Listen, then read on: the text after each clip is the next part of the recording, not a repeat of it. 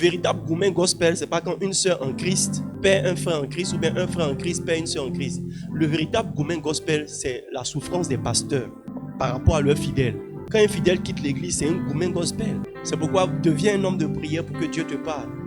Et l'une des raisons pour lesquelles tu dois devenir spirituel, c'est qu'on ne choisit pas une église juste parce qu'elle est belle. Vous savez, la beauté là, c'est saisonnier. Parce que tu es beau aujourd'hui, demain tu seras bizarre. Donc si tu choisis la beauté de l'église, tu as changé d'église en église parce que derrière cette église, il y a une autre église qui est plus belle. On choisit une église à cause de ce que Dieu t'a dit sur l'église. C'est pourquoi Jésus a dit à Pierre, tu es Pierre, cette pierre, je bâtirai mon église. Parce que Pierre avait eu la révélation de qui était Jésus. Et donc ça justifiait comment est-ce qu'il devait marcher avec Jésus. On ne choisit pas un pasteur parce qu'il prêche bien. Il dit, je te donne les clés. Ton pasteur a les clés. C'est à lui que Dieu a donné tes clés. Donc ce n'est pas toi qui lui as donné les clés, c'est Dieu.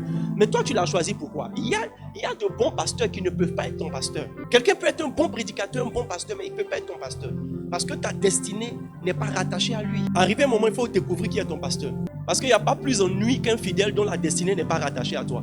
Rien de ce que tu vas dire ne va arriver dans sa vie. Et il ne va pas prendre au sérieux ce que tu vas lui dire. Il dit, mes brebis entendent ma voix, elles m'entendent, elles me suivent. Les brebis connaissent ma voix, elles m'entendent, elles me suivent. Quand tu vas parler, la personne ne va pas connaître ta voix. Elle aime ta voix, mais elle ne connaît pas ta voix.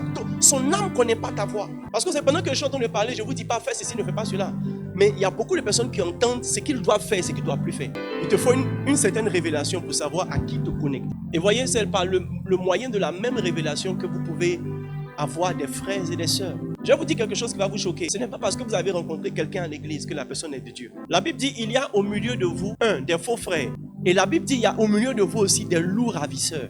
Et la Bible dit, il y a encore au milieu de vous des loups déguisés en agneaux. Il y a des personnes qui ont juste le vêtement de la chrétienté, mais en elles-mêmes, vraiment un attachement profond à des valeurs mondaines. Et vous connectez à ces personnes, ça va bloquer votre élan de sanctification, de consécration. Et Satan fait exprès de s'aimer ces personnes dans l'église. Je prie que tu ne sois pas l'une de ces personnes. Il y a une chose que j'ai constatée, c'est que les personnes peuvent être très zélées à un certain moment. Mais il suffit qu'ils rencontrent une autre personne, leur zèle change. Pourtant, ils sont dans l'église, mais tu ne sens plus le feu comme avant. Posez-vous la question, qu'est-ce qui se passe entre les deux personnes?